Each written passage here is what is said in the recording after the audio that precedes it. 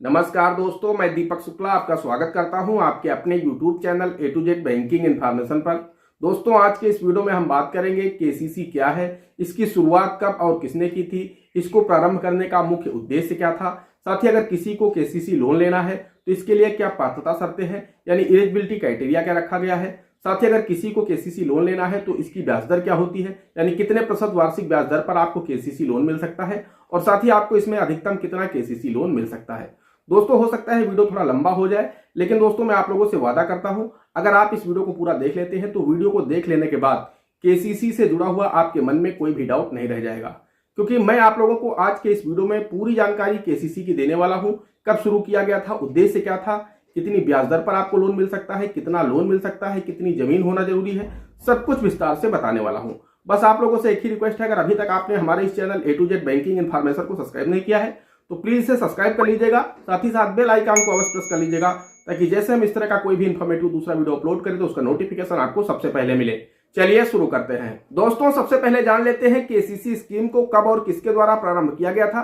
तो दोस्तों, हम आप लोगों को बताना चाहते हैं केसीसी स्कीम को वर्ष 1998 में आरबी गुप्ता समिति की सिफारिश पर तत्कालीन वित्त मंत्री श्री नरसिम्हा राव जी के द्वारा प्रारंभ किया गया था। दोस्तों, इसे प्रारंभ करने का मुख्य उद्देश्य यह था कि किसान जब अपने खेत में फसल तैयार करते हैं तो उसके लिए उनको पैसा साहूकारों से न लेना पड़े, यानी साहूकारों से किसानों को मुक्ति मिल सके। साथ ही किसान के पास जब पैसा होगा, केसीसी के माध्यम से पैसा निकाल करके वो अपने खेत में अच्छी खाद, अच्छा बीज डाल सकेगा, जिससे उनकी उपज अच्छी होगी तो किसानों की आय में बढ़ोतरी की जा सकती है। तो ये दो ही मुख्य रूप से जो उद्देश्य थे वो यही थे।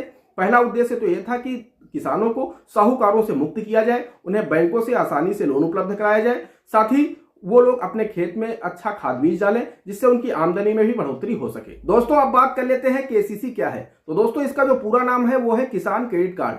आप लोग इसके नाम से ही समझ सकते हैं, किसान क्रेडिट कार्ड, यानी किसान की क्रेडिट के आधार पर यह कार्ड बनाया जाता है। अब दोस्तों, इसमें यह देखा जाता है कि किसान के पास कितनी भूमि है, वो अपने खेत में क्या फसल बोता है, उस फसल की कितनी लागत है, उसी के आधार पर बैंक उसे लोन देते हैं। अब दोस्तों, अगर हम लोन की बात करें कि कितनी ब्याज दर पर यह लोन मिल जाता है किसान को, तो दोस्तों हम आप लोगों को बताना चाहते हैं, वैसे तो इसमें जो 3 लाख रुपए तक का लोन है वो सिर्फ 7% की सालाना ब्याज दर पर किसानों को मिल जाता है।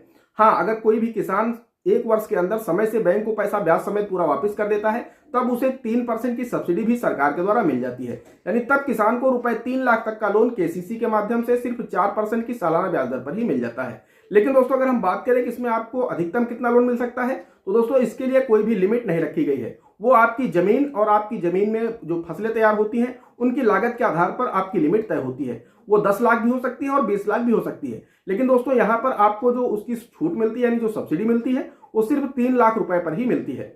बाकी का जो भी अमाउंट होगा उस पर आपको 10.5% की दर से ब्याज देना होता है। तो दोस्तों, मैंने आपको बता दिया है कि केसीसी में आपको आसानी से रुपए 3 लाख तक का लोन सिर्फ 4% की सालाना ब्याज दर पर मिल जाता है। और दोस्तों, ये डिपेंड करता है कि आपके पास कितनी भूमि है और उसमें आप कौन कौन सी फसल बोते हैं, उस फसल में कितनी लागत आती है। उसी के आधार पर आप अपने नजदीकी किसी भी देश के बैंक में जाकर के किसान क्रेडिट कार्ड बनवा सकते हैं। दोस्तों, हम आपको एक बात और बताना चाहते हैं कि केसीसी लोन प्रायोरिटी सेक्टर का लोन है, यानी गवर्नमेंट का भी प्रायोरिटी होती है कि यह लोन सभी किसानों को आसानी से उपलब्ध हो पाए।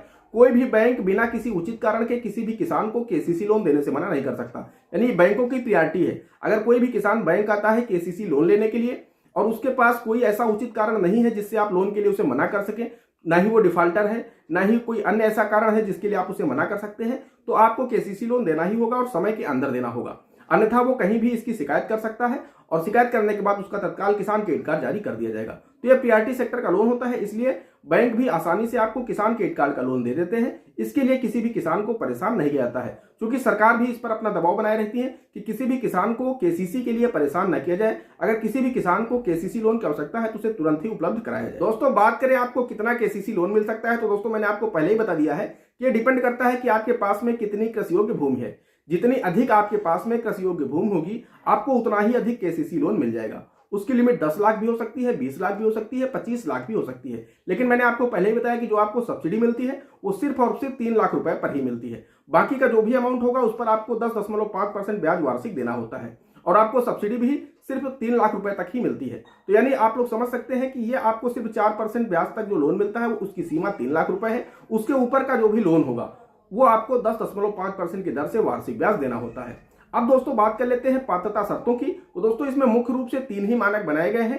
इन 3 मानकों को जो भी व्यक्ति पूरा करता है वो बैंक से केसीसी लोन ले सकता है। दोस्तों इसमें जो पहला मानक है वो यह है कि जो व्यक्ति बैंक से केसीसी लोन लेना चाहता है उसके नाम पर कृषि योग्य भूमि होना आवश्यक है। अगर किसी के पास में कृषि योग्य भूमि है तो वो इसके लिए पात्र हो जाता है। दोस्तों दूसरा मानक यह है कि उसकी उम्र 18 वर्ष पूर्ण कर चुका हो। जो भी व्यक्ति बैंक से केसीसी लोन लेने जा रहा है वो अपनी उम्र 18 वर्ष पूर्ण कर चुका हो। अगर 18 वर्ष की उम्र पूर्ण कर चुका है तो वो भी केसीसी के लिए पात्र हो जाता है। अब दोस्तों बात आती है तीसरे मानक की। तो दोस्तों तीसरा मानक यह है कि आप किसी भी बैंक या फिर वित्तीय संस्थान के डिफाल्टर ना हो सकता है आपके नाम पर लोन चल रहा हो, उससे बैंक को कोई भी दिक्कत नहीं है, लेकिन आप किसी भी बैंक के डिफाल्टर ना हो, आपके ऊपर कोई भी ओवरड्यूज ना हो, आपने कहीं कोई अपना लोन सेटलमेंट ना किया हो। अगर ऐसा कुछ नहीं है आपके सिविल में तो आप बैंक से केसीसी लोन ले सकते हैं। आपके नजदीक में जो भी बैंक हो आप वहां पर जाकर के अपना किसान क्रेडिट कार्ड का लोन ले सकते हैं। दोस्तों बहुत सारे लोग ये भी कमेंट करते हैं कि सर हम राज्य सरकार के कर्मचारी हैं, कोई बताता है हम केंद्र सरकार के कर्मचारी हैं, तो हमें केसीसी लोन मिलेगा या नहीं मिलेगा।